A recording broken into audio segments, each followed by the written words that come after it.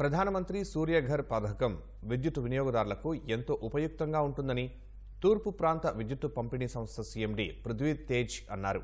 తమ పరిధిలోని జిల్లాల్లో కనీసం 1,00,000 సూర్యఘర్ కనెక్షన్లు ఇవ్వాలన్న దిశగా ప్రజల్లో అవగాహన కల్పిస్తున్నట్లు వెల్లడించారు. సూర్యకాంతిని వినియోగించుకోవడం వల్ల విద్యుత్ బిల్లుల్లో గణనీయమైన తగ్గుదల కనిపిస్తుందని భరోసా ఇచ్చారు. ₹1,000 ఆ పైన కరెంటు బిల్లులు వస్తున్న ఇంటి యజమానులు ఈ పథకాన్ని వినియోగించుకోగలిగితే మంచి లబ్ధి కలుగుతుందన్నారు. ఈ పథకంపై మరింత సమాచారం ఈపీడీసీఎల్ సీఎండీ పృథ్వీ తేజ్ మాటల్లోనే విందాం.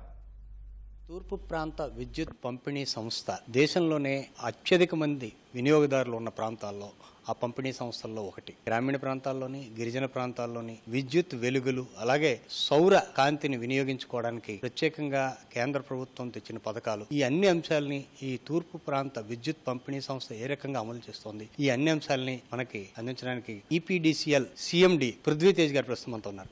ఈ పిఎం సూర్యకాంతికి సంబంధించిన ప్రత్యేకించి మనకు వచ్చిన గైడ్ లైన్స్ ఏంటి, వాటిని ఎట్లాగ మనం ప్రజల్లోకి తీసుకెళ్తాం? ఇప్పుడు పిఎం సూర్యఘర్ అని స్కీమ్ సెంట్రల్ గవర్నమెంట్ అనౌన్స్ చేసిన స్కీమ్లో మనకి పర్ కిలోవాట్ అంతకు ముందు కన్నా గవర్నమెంట్ ఏదైతే సబ్సిడీ ఇస్తుందో అది పెంచి ఫస్ట్ 2 కిలోవాట్స్కి 30,000 తప్పున 2 కిలోవాట్స్ వరకు 60,000, థర్డ్ కిలోవాట్కి 18,000 సబ్సిడీ పెంచడం జరిగింది. టోటల్ గవర్నమెంట్ ఆఫ్ ఇండియా లెవెల్లో ఒక 75,000 crores బడ్జెట్తో 1 crore హౌస్ హోల్డ్స్ని సోలార్ రూఫ్ టాప్ పెట్టాలనే ఉద్దేశంతో. సో 78,000 3 కిలోవాట్స్ వరకు వస్తుంది కాబట్టి మిగిలిన అమౌంట్ దగ్గర 3 కిలోవాట్స్ అంటే దగ్గర 1,80,000 అలా అయ్యే అవకాశం ఉంటుంది depending on quality of the panel ఇట్లాగా. సో మిగిలిన అమౌంట్ కూడా all scheduled commercial banks, public sector banks కి రేట్ ఆఫ్ ఇంట్రెస్ట్ తో ఇచ్చేలాగా సర్క్యులర్స్ ఇవ్వడం కూడా జరిగింది. సో దీన్ని మనము స్కీమ్ కూడా 2 years స్కీమ్ అంతా నడుస్తుంది.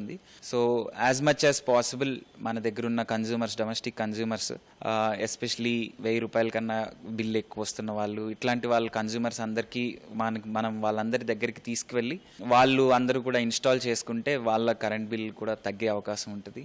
ఈ మంత్ నుంచి మనము పబ్లిసిటీ చేసి ఎవరైతే సోలార్ వెండర్స్ ఎవరైతే ఇన్స్టాల్ చేసే వాళ్ళు ఉన్నారో వాళ్ళ వివరాలు వాళ్ళందరికీ తెలియజేసేలాగా యాక్టివిటీ చేస్తున్నాము. అసలు ఈ ప్రాజెక్ట్ పెట్టుకోవడానికి ఒక 10 మంది ఉన్న అపార్ట్మెంట్ అది ఎంత ఖర్చు అవుతుంది, ఆ ఫైనాన్షియల్ డీటెయిల్స్ మీరు చెప్పండి. అపార్ట్మెంట్ కి ఒక్కొక్క వాళ్ళకి కావాల్సిన రూఫ్ టాప్ స్పేస్ ఉండదు కాబట్టి ఏవైతే కామన్ ఏరియాస్ కి ఉంటుందో ఆ కామన్ ఏరియాస్ కోసం కూడా స్కీమ్ లో గైడ్ లైన్స్ ఇవ్వడం జరిగింది. సో వాళ్ళకి డిపెండింగ్ ఆన్ ఆ కామన్ ఏరియాస్ లో లిఫ్ట్ ఉందా, మోటార్ ఉందా, దాన్ని బట్టి ఆ బిల్డింగ్ కి ఎంత అవసరం అనేది అపార్ట్మెంట్ అసోసియేషన్ వాళ్ళు, రెసిడెంట్ వెల్ఫేర్ అసోసియేషన్ వాళ్ళు అది ఒక అంచనాకు వచ్చి దాన్ని బట్టి పర్ కిలోవాట్ కాస్ట్ అనేది అది అపార్ట్మెంట్ అయినా ఏదైనా కానీ same 50,000 to 60,000 it may cost. So ఆ అపార్ట్మెంట్ కి ఎంత కావాలి అనేది ఆ రెసిడెంట్ వెల్ఫేర్ అసోసియేషన్ వాళ్ళు అంచనా వేసుకుని దాని ప్రకారం సబ్సిడీ క్లెయిమ్ చేసుకోవచ్చు. ఇది ఎట్లాగా అంటే ఈ స్కీమ్ కోసం ఎట్లాగా అప్రోచ్ అవ్వాలి వాళ్ళు?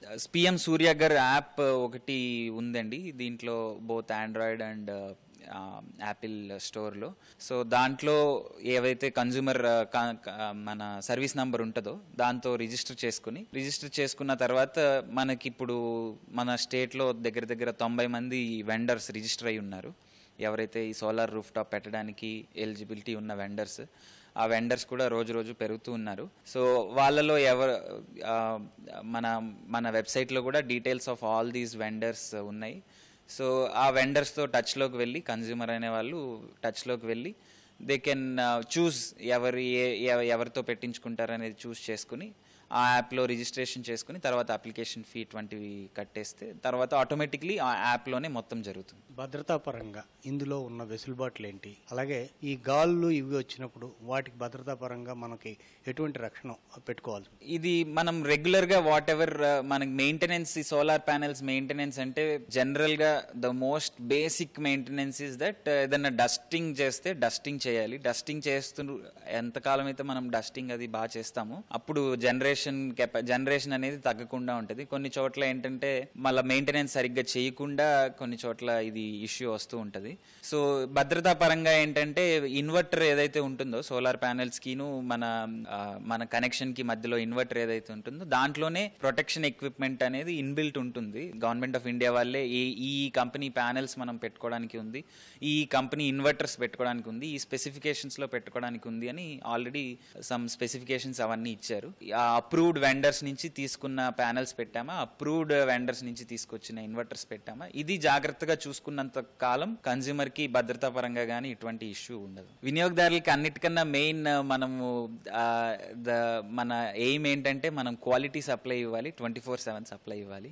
క్వాలిటీ సప్లై అంటే ఎక్కడ లో వోల్టేజెస్ ఇటువంటి ఇష్యూస్ రాకుండా, లేకపోతే ఫ్లక్చుయేషన్స్ రాకుండా ఇట్లాంటివి మాక్సిమం ట్రై చేయడము. ప్లస్ ఎక్కడ ఇప్పుడు ఇంత పెద్ద నెట్వర్క్ ఉన్నప్పుడు కొన్ని చోట్ల చెట్లు పడిపోయో గాలి వచ్చినప్పుడు వేరెవర్ అట్లాంటి జరగడం సహజం. అది జరిగినప్పుడు ఇమీడియట్ గా మనం రీస్టోరేషన్ చేస్తున్నామా, మనం ఇమీడియట్ గా ఆల్టర్నేట్ సప్లై ఇస్తున్నామా, ఇవి ఎవ్రీడే డైలీ మానిటరింగ్ చేసి మనం 24/7 సప్లై. అండ్ ఎక్కడైనా కానీ ఏదన్నా ఇష్యూ వచ్చినా వినియోగదారులందరికీ కూడా 1912 కాల్ సెంటర్ అనేది ఉంది. సో 1912 కాల్ సెంటర్ లో వచ్చే కంప్లైంట్స్ అన్ని మాక్సిమం మనం 24 hours లో సాల్వ్ చేసి దానికి వినియోగదారుడికి మళ్ళీ ఫీడ్బ్యాక్ కూడా వెళ్తుంది ఏ నెంబర్ నుంచి అయితే కాల్ చేశారో. మెజారిటీ సిటీ ఏరియాస్ లో ఉండేవాళ్ళు, అర్బన్ ఏరియాస్ లో ఉండేవాళ్ళు కాల్ చేస్తుంటారు. సో గ్రామీణ ప్రాంత వాసులు కూడా ఈ 1912 కాల్ సెంటర్ ని ఉపయోగించుకుని ఎనీ కంప్లైంట్స్ ఏమన్నా కంప్లైంట్స్ ఉంటే through this 1912 customer care number తో చేస్తే వాళ్ళ కంప్లైంట్ ఏనైనా కానీ క్వాలిటీగా మనం రిడ్రెస్ చేయడానికి అవకాశం ఉంటుంది. ఇది పృథ్వీ తేజ్ గారి మన శ్రీనివాస్తో కూర్మరాజు, ఈటీవీ న్యూస్, విశాఖపట్నం.